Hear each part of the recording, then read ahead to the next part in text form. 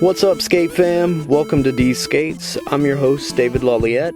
Not long ago, I released a video discussing the image and history of skating in video games. I talked about a few cool games, like Jet Set Radio and Roller Champions, and some not so cool games, like X-Blades and Rollerblade Racer. If you're a skater who loves video games, but you haven't seen that video yet, be sure to hit up the link in the description below and check it out. In the comments section, many of you suggested a couple of games that I hadn't played. So in this episode, I want to try a few of those games out. First, we're going to have a look at a retro game called Skitch N for the Sega Genesis, or the Sega Mega Drive, depending on what country you live in. Skitch N released in March of 1994 from popular developer EA Games. When I first saw gameplay of it, it really intrigued me. The art clearly compiles all the blading cliches of the mid-90s and attempts to make rollerblading appear as something only the baddest of the bad can engage in. You race against other players down a major highway with no helmet, hitching rides on passing by cars. It's not a nice race either. As you advance on other players, you'll find yourself in action-packed fistfights with them. The concept is really cool, and after I first saw gameplay, I had high hopes. But unfortunately, this game falls pretty short in my opinion. First, the start menu is not very well designed. You have a few selections in the options menu, and you have to set the options you want, like 1 or 2 players, and then go back to the main screen. Usually games will begin after you select the amount of players, but not this one. Here you have to go back and select the Skitch option. It probably would have been better to give the players a start option instead, but whatever. Once started, there are no instructions in the game.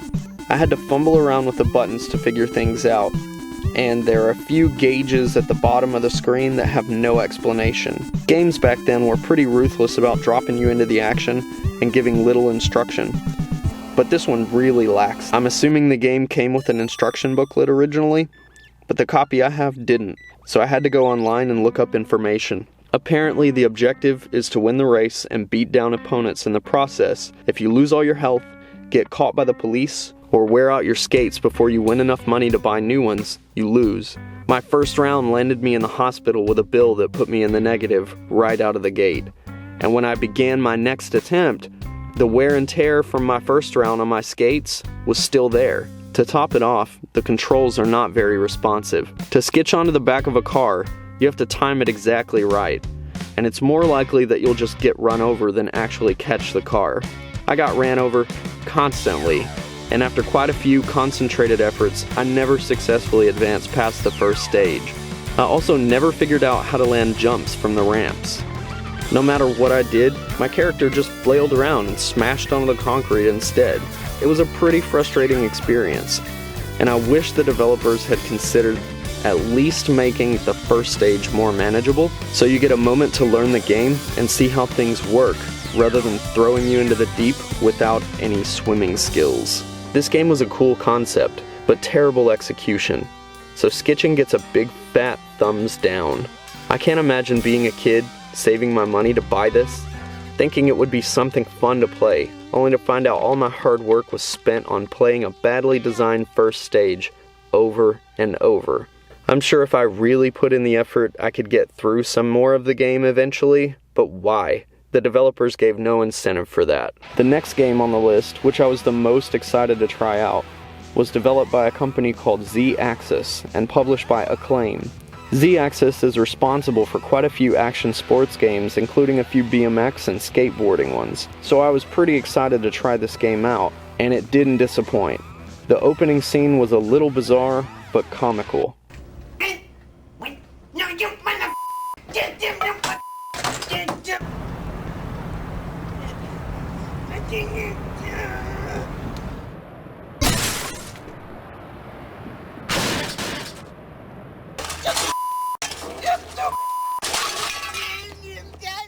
I don't see what it has to do with aggressive inline, but it was funny either way. The first thing I did was try out the game's free play mode to get used to the controls, and it wasn't too hard to adapt. Anyone who has played a Tony Hawk game should be able to get used to them pretty quickly. The design is very similar, and the physics don't feel too far off. The thing I like most is even in the free skate, players seem to have all the moves available to them as soon as they get started. There is a ridiculously extensive list.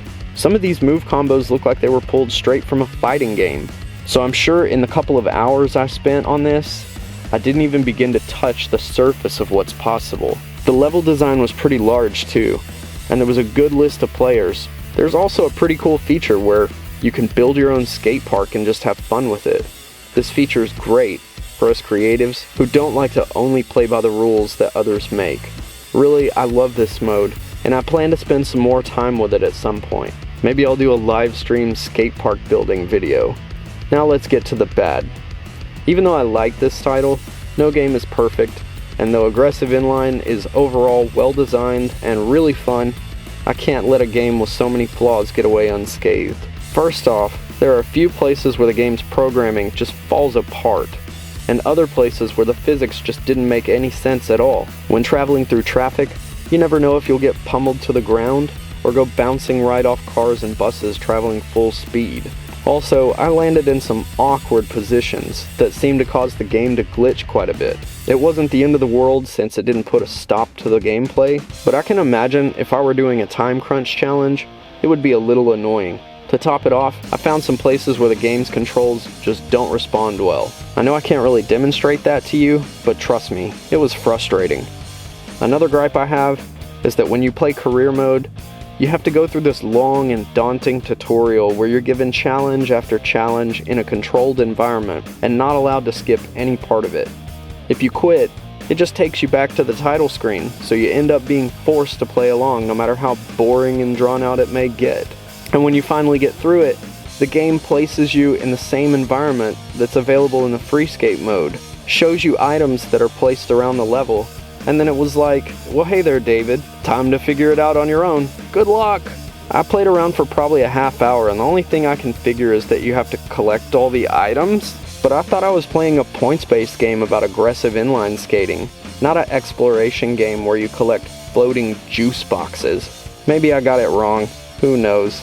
There doesn't seem to be any instruction in career mode, so your guess is as good as mine. My final gripe is that I picked the one female player for my career mode, and though her in-game physics for skating is the same, her bodily physics are clearly not. Look at that, it's ridiculous. I get it, mostly guys do aggressive inline skating, but I guess they didn't consider that there might be girls who aspire to be good at this, and might want at least one character that they can look up to that's somewhat normal instead of just being something for the guys to ogle at while they play. It's not really that big of a deal, and it doesn't hurt the overall playability. But personally, I want skating to be popular in as many circles as possible so that more people will do it. And this game had an opportunity to do that, to glorify the sport for girls too, and it mucked things up pretty bad if you ask me. So that part's disappointing. I don't know what else to say.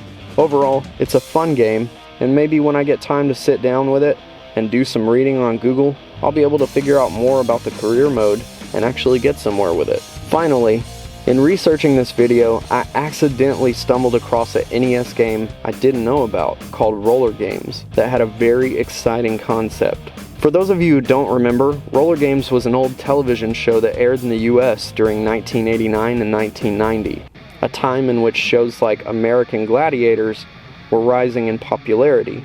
But while American Gladiators demonstrated real competition, Roller Games was more like scripted professional wrestling on skates. Even the fights used the same type of fake hit choreography as wrestling.